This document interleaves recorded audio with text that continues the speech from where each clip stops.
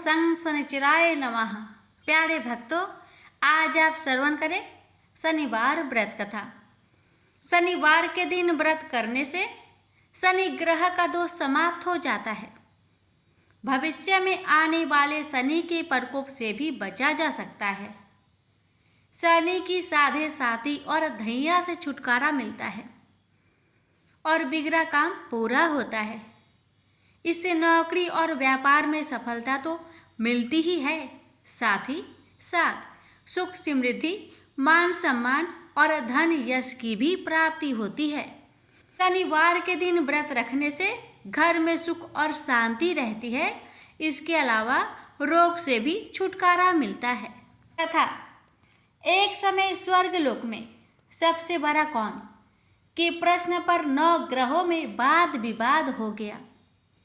विवाद इतना बढ़ा कि परस्पर भयंकर युद्ध की स्थिति बन गई। निर्णय के लिए सभी देवता देवराज इंद्र के पास पहुंचे और बोले, हे देवराज, आपको निर्णय करना होगा कि हम में से सबसे बड़ा कौन है। देवताओं का प्रश्न सुनकर देवराज इंद्र उलझन में पड़ गए। इंद्र बोले, मैं इस प्रश्न का उत्तर देने में असमर्थ हूँ।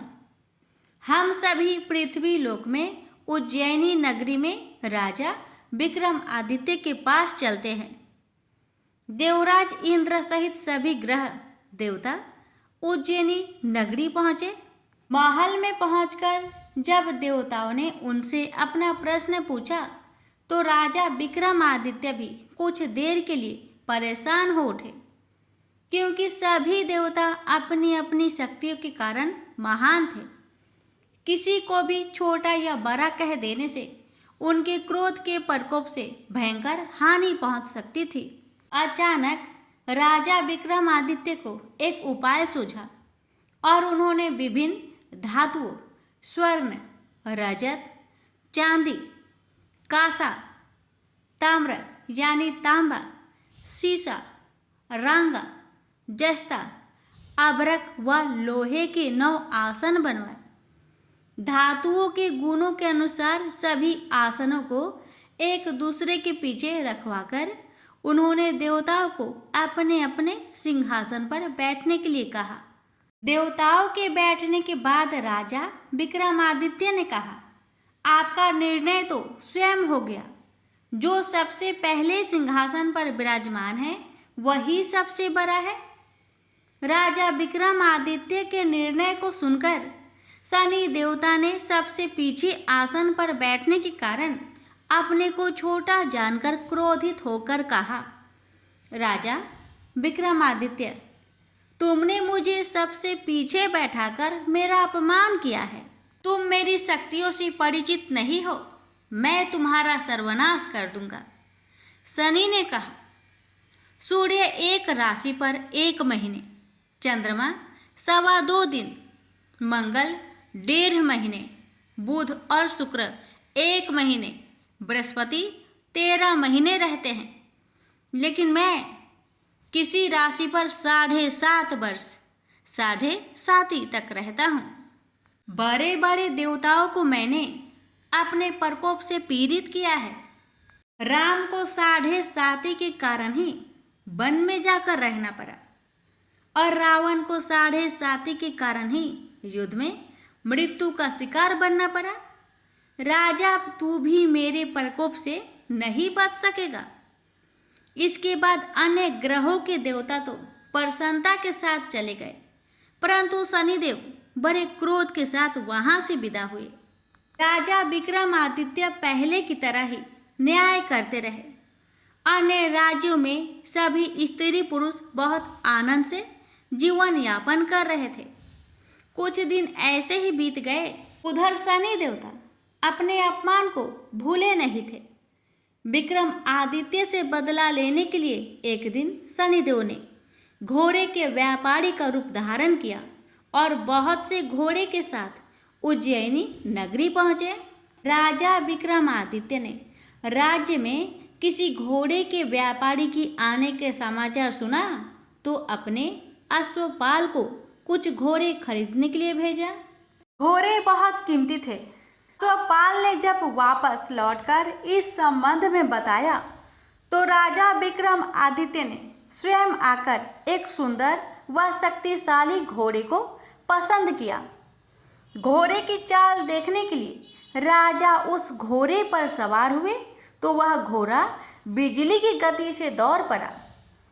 तेजी से दौड़ता घोड़ा राजा को दूर एक जंगल में ले गया और फिर राजा को वहां गिराकर जंगल में कहीं गायब हो गया। राजा अपने नगर को लौटने के लिए जंगल में भटकने लगा, लेकिन उन्हें लौटने का कोई रास्ता नहीं मिला। राजा को भूख प्यास लगाई। बहुत घूमने पर उसे एक चरवाहा मिला। राजा ने उससे पानी मांगा। पानी पीकर राजा ने उस चरवाहे को अपनी अंगूठी दे दी। फिर उससे रास्ता पूछकर वह जंगल से निकलकर पास के नगर में पहुंचा। राजा ने एक सेठ की दुकान पर बैठकर कुछ देर आराम किया। उस सेठ ने राजा से बातचीत की तो राजा ने उसे बताया कि मैं उज्जैनी नगरी से आया हूँ। राजा के कुछ देर दुकान पर बैठने से सेठ जी की बहुत बिक्री हुई। सेठ ने राजा को बहुत भाग्यवान समझा और खुश होकर उसे अपने घर भोजन के लिए ले गया। सेठ के घर में सोने का एक हार खूंटी पर लटका हुआ था। राजा को उस कमरे में छोड़कर सेठ कुछ देर के लिए बाहर गया। तभी एक आश्चर्यजनक घटना घटी। राजा के देखते देखते सोने के उस हार को खूंटी निकल गई। सेठ ने कमरे में लौटकर हार को गायब देखा तो चोरी का संदेह राजा पर ही किया, क्योंकि उस कमरे में राजा ही अकेला बैठा था। सेठ ने अपने नौकरों से कहा कि इस परदेशी को रस्सियों से बांधकर नगर के राजा के पास ले चलो। राजा ने विक्रमादित्य से हार के बारे में पूछा तो उसने बताया कि उसके देखते ही देखते खूंटी ने हार को निगल लिया था। इस पर राजा ने क्रोधित होकर चोरी करने के अपराध में विक्रमादित्य के हाथ पांव कटवाने का आदेश दे दिया। राजा विक्रमादित्य के हाथ पांव काटकर उसे नगर के सड़क पर छोड़ दिया गया। कुछ दिन बाद एक तेली उसे उठाकर अपने घर ले गया और उसे अपने कोल्हू पर बैठा दिया। राजा आवाज देकर बैलों को हाँकता रहता। इस तरह तेली का बैल चलता रहा और राजा को भोजन मिलता रहा। शनि के प्रकोप की 7.5 पूरी होने पर वर्षा ऋतु आरंभ हुई। राजा विक्रमादित्य एक रात मेघ मल्हार गा रहा था कि तभी नगर के राजा की लड़की राजकुमारी मोहिनी रथ पर सवार उस तेली के घर के पास से गुजरी।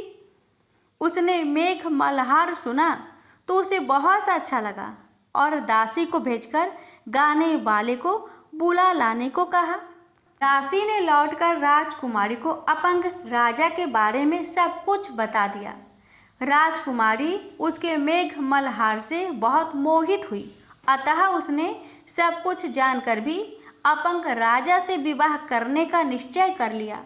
राजकुमारी ने अपने माता पिता से जब यह बात कही तो वे हैरान रह गए। रानी ने मोहिनी को समझाया, बेटी तेरे भाग्य में तो किसी राजा की रानी होना लिखा है, फिर तू उस अपंग से विवाह करके अपने पांव पर कुल्हाड़ी क्यों मार रही है।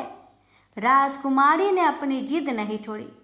अपनी जिद पूरी करने के लिए उसने भोजन करना छोड़ दिया और प्राण त्याग देने का निश्चय कर लिया। आखिर राजा रानी को विवश होकर अपंग विक्रमादित्य से राजकुमारी का विवाह करना पड़ा। विवाह के बाद राजा विक्रमादित्य और राजकुमारी तेली के घर में रहने लगे। उस रात स्वप्न में शनिदेव ने राजा से कहा, राजा तुमने मेरा प्रकोप देख लिया। मैंने तुम्हें अपने अपमान का दंड दिया है। राजा ने शनिदेव से क्षमा करने को कहा और प्रार्थना की, हे शनिदेव, आपने जितना दुख मुझे दिया है अन्य किसी को न देना। शनिदेव ने कुछ सोचकर कहा, राजा मैं तुम्हारी प्रार्थना स्वीकार करता हूँ। जो कोई स्त्री पुरुष मेरी पूजा करेगा, शनिवार को व्रत करके मेरी व्रत कथा सुनेगा, उस पर मेरी अनुकंपा बनी रहेगी। प्रातःकाल राजा विक्रमादित्य की नींद खुली तो अपने हाथ पांव देखकर राजा को बहुत खुशी हुई। उसने मन ही मन शनिदेव को प्रणाम किया। राजकुमारी भी राजा के हाथ पांव सही सलामत देखकर आश्चर्य में डूब गई। राजा विक्रमादित्य ने अपना परिचय देते हुए शनिदेव के प्रकोप की सारी कहानी सुनाई। सेठ को जब इस बात का पता चला तो दौड़ता हुआ तेली के घर पहुंचा और राजा के चरणों में गिरकर क्षमा मांगने लगा। राजा ने उसे क्षमा कर दिया क्योंकि यह सब तो शनिदेव के प्रकोप के कारण हुआ था। सेठ राजा को अपने घर ले गया और उसे भोजन कराया। भोजन कराते समय वहां एक आश्चर्यजनक घटना घटी। सबके देखते देखते उस खूंटी ने हार उगल दिया। सेठ जी ने अपनी बेटी का विवाह भी राजा के साथ कर दिया और बहुत से स्वर्ण आभूषण धन आदि देकर राजा को विदा किया। राजा विक्रमादित्य राजकुमारी मोहिनी और सेठ की बेटी के साथ उज्जैनी पहुँचे तो नगरवासियों ने हर्ष से उनका स्वागत किया। अगले दिन राजा विक्रमादित्य ने पूरे राज्य में घोषणा कराई कि शनिदेव सब देवों में सर्वश्रेष्ठ है। प्रत्येक स्त्री पुरुष शनिवार को उनका व्रत करे और व्रत कथा अवश्य सुने। राजा विक्रमादित्य की घोषणा से शनिदेव बहुत प्रसन्न हुए। शनिवार का व्रत करने और व्रत कथा सुनने के कारण सभी लोगों की मनोकामनाएं शनिदेव की अनुकंपा से पूरी होने लगी। सभी लोग आनंद पूर्वक रहने लगे। प्रेम से बोलिए शनि महाराज की जय हो।